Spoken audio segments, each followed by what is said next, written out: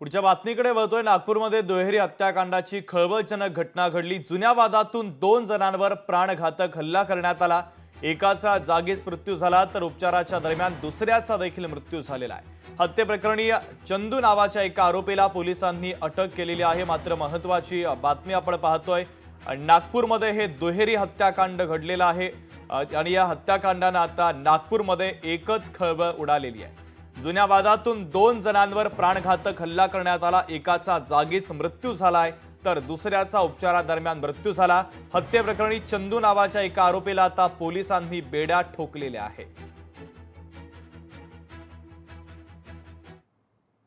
त्यातील जो आरोपी आहे चंदू याने त्याच्या हातात त्या घरातील रॉडने त्यांच्या डोक्यावर मारहाण करून गंभीर जखमी केले। त्याच्यामध्ये ते दोघेही मयत झालेले।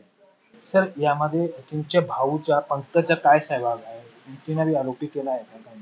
अजून तपासाचा भाग आहे। पुढे ते त्याच्यामध्ये चौकशीमध्ये निष्पन्न होईल। पुढे त्यात तपास सुरू आहे। ताब्यामध्ये घेत नाही का दोन्ही? दोन्ही आरोपींना ताब्यामध्ये घेतलेले अटक करण्यात आलेली आहे। लोकशाही मराठी ऐका, पहा, जागरूक रहा।